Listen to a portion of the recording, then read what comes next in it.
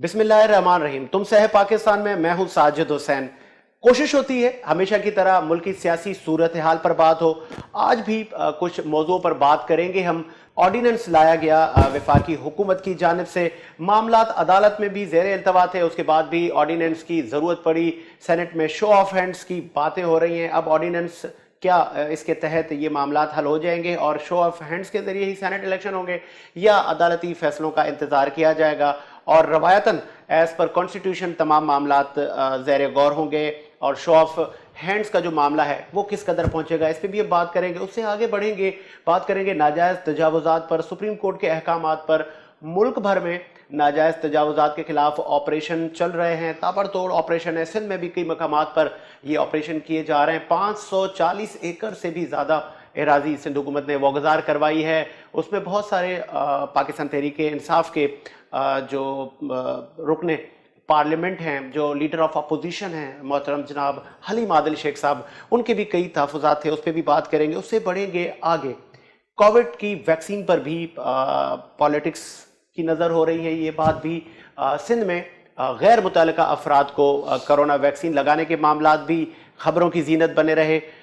तारुफ करवाऊंगा आज हमारे स्टूडियो में तमाम मौज़ूओं पर बात करने के लिए हमारे साथ मौजूद है पाकिस्तान तहरीक इंसाफ से जनाब सुभान अली साहब। सुभान साहब, बहुत शुक्रिया, आपने टाइम दिया। उनके साथ मौजूद हैं पाकिस्तान पीपल्स पार्टी से नईम अवान साहब। अवान साहब, आपका भी शुक्रिया, आपने टाइम दिया।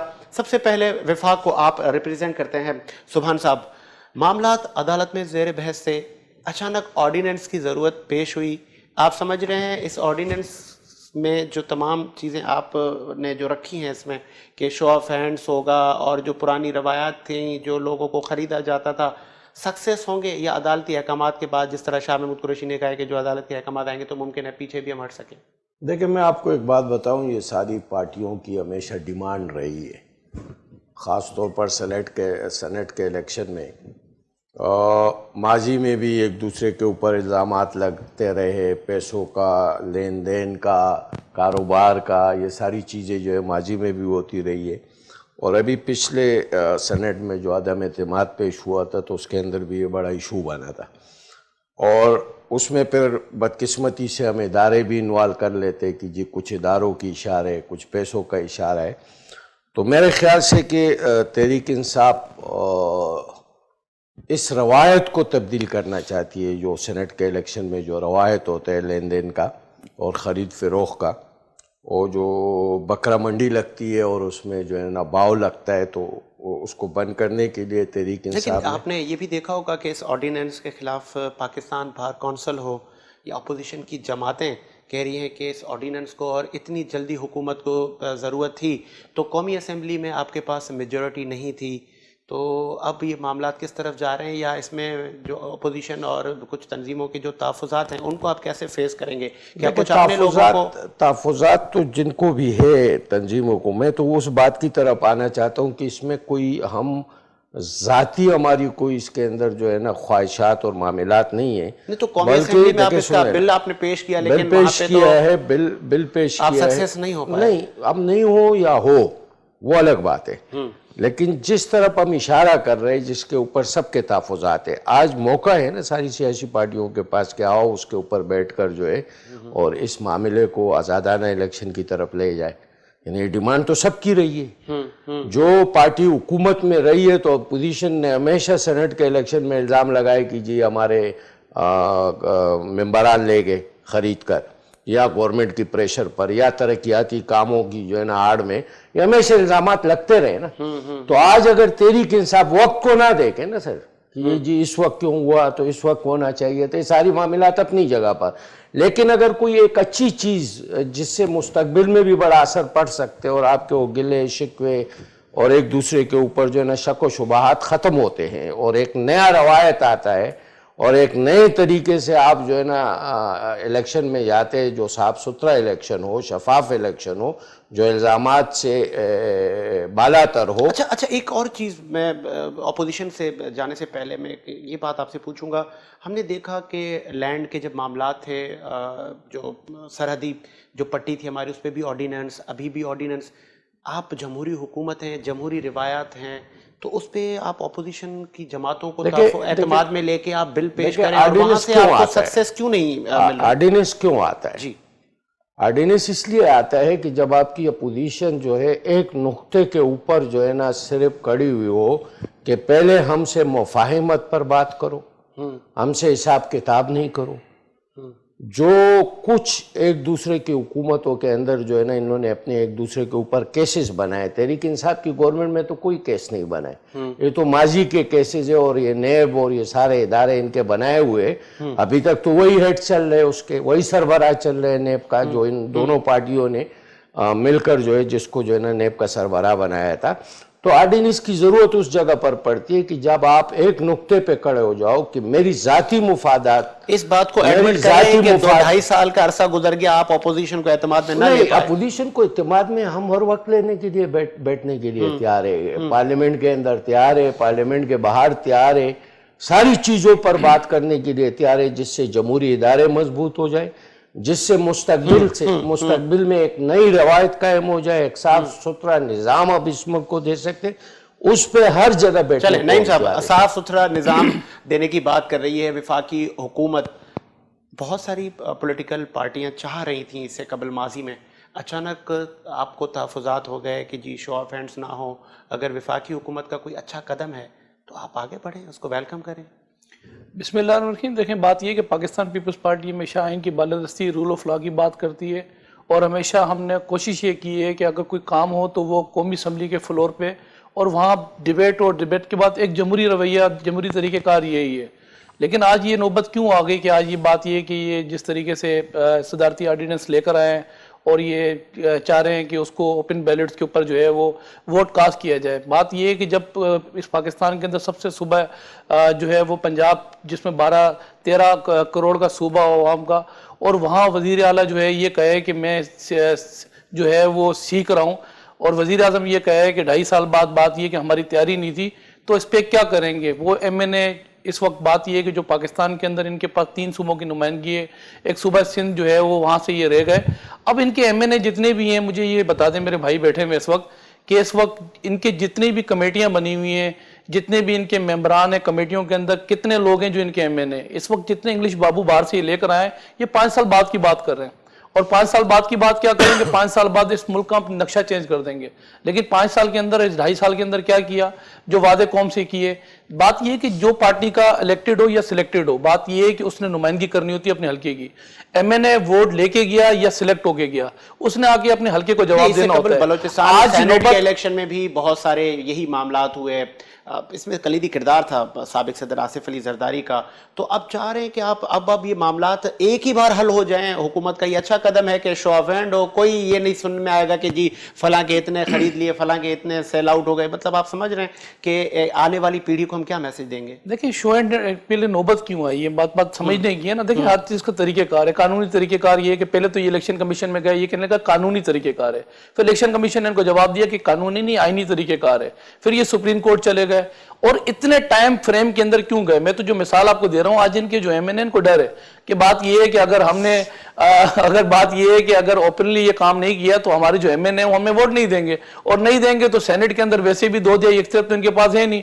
ٹوٹل 104 سینیٹر کے اندر اگر میں بات کروں تو ان کے پاس جو اکثریت ہے وہ اتنی اکثریت ہے کہ قومی اسمبلی میں جب یہ کوئی بل لے کر آتے ہیں تو سینٹ کبھی پاس نہیں کرتا. کیونکہ ہوتا یہ کہ اس وقت 80% یہ جو سہارا لے رہے ہیں وہ صدارتی جو آرڈیننس کا سہارا لے رہے ہیں, چاہے وہ ہمارے جزیروں والے معاملات ہوں, چاہے وہ بات یہ کہ کسی بھی صوبے کے اندر کچھ چیز اپنی جو ہے وہ ریٹ اپنی قائم کرنی ہو.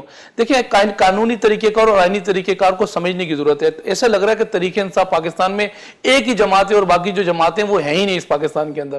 تو اس وقت جو طریقہ کار جو یہ لوگ کوشش کر رہے ہیں کہ بات یہ ہے کہ ان کے جو, حالانکہ ماضی کے اندر ایسا ہوتا رہا ہے کہ بات یہ خرید و فروخت ہوتی رہی ہے. بات یہ کہ اگر خرید و فروخت ہوتی رہی ہے, فائدہ کس کو ہوا ہے؟ فائدہ اگر ہوا تو ان کے 2.5 سالہ عرصے کے اندر انہی کی جماعت کو فائدہ ہوا.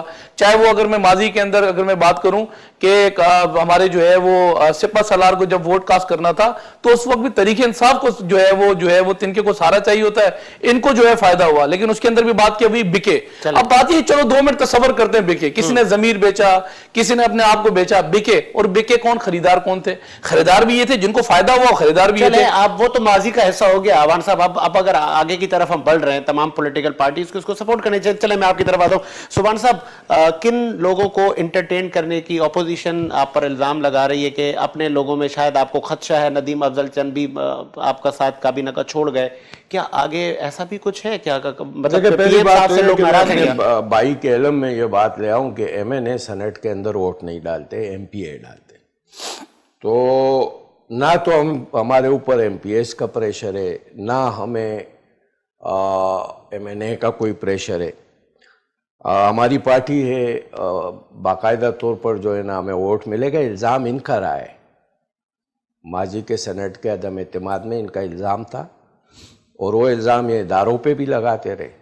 ان کو یہ پتہ نہیں ہے کہ انہوں نے اپنے ان لوگوں کا نشاندہی کیوں نہیں کیا جو بکے، یعنی ان کی نشاندہی کیوں نہیں کی، ان کو پارٹیوں سے کیوں نکالا ہے؟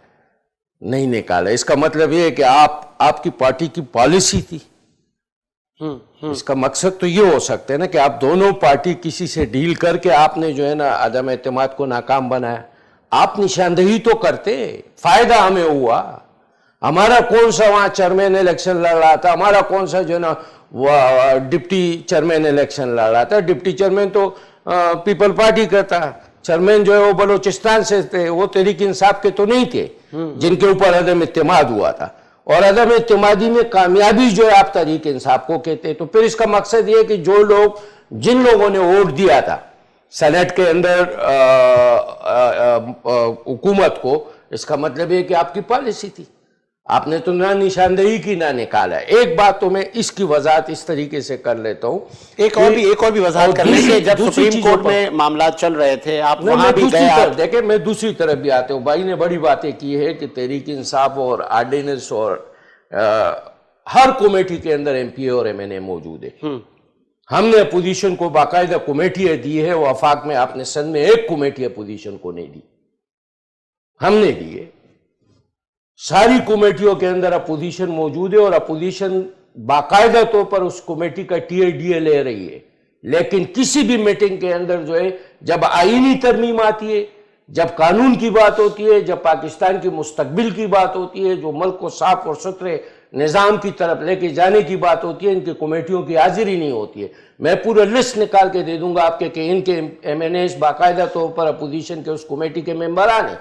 آپ وہاں پر جب آئین کی ترمیم میں آپ آتے نہیں ہو، بیٹھتے نہیں ہو، صرف ایک ہی نعرہ لے کے آپ گھوم رہے ہو کہ ہمیں چھوڑ دو، ہم سے حساب لیکن اسد کیسر صاحب اور آپ لوگ ایک کمیٹی بنائے جو رکن پارلیمنٹ کے پاس جائے اور ان سے بات کرے. کمیٹیاں ہیں، ساری کمیٹیاں موجود ہیں، اس میں ان کے نمائندے موجود ہیں. جب وہاں یہ ڈسکشن آتی ہے تو ان کی غیر حاضریاں شروع ہو جاتی ہے، اور پھر جب ہم آرڈیننس کی طرف جاتے ہیں تو یہ جمہوریت کا علم بردار بن جاتے ہیں کہ یہ جمہوری سسٹم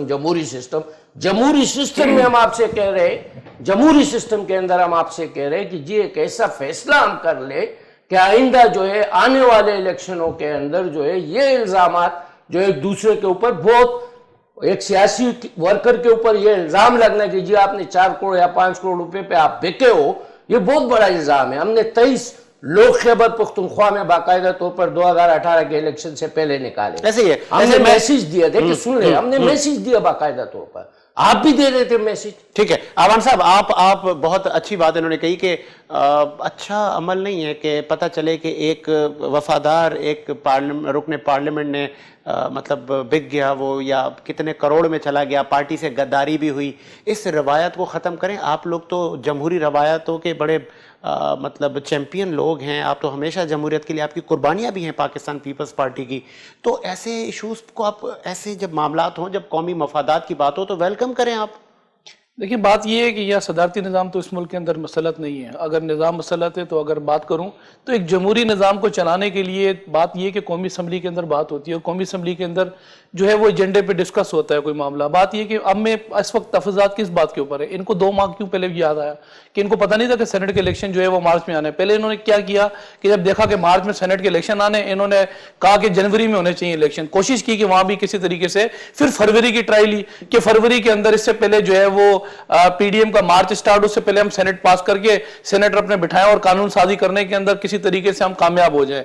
बात यह है कि अगर आपने कोई फैसले करने हैं या फैसले अगर आपने कराने हैं तो कौमी असम्बली का फ्लोर मौजूद है। बात आज अगर कौमी असम्बली के फ्लोर पे इमरान खान साहब जो पार्लियामेंट को खुद लानते भेजता था, आज वो पार्लियामेंट में कितनी दफा आया है और आया है, तो बात यह है कि उस पे आके क्या उसने इस कौम के लिए पहली दफा उसने कौम से खिताब किया था पार्लियामेंट में खड़े होके कि मैं आऊंगा, इस मुल्क को बेहतरीन मंसूबे दूंगा, मैं आऊंगा, इस मुल्क का नक्शा चेंज करूंगा, मैं इस मुल्क के अंदर आइन की बालादस्ती की बात करूंगा, मैं पूरे मुल्क के अंदर गरीबों का सिया बनूंगा।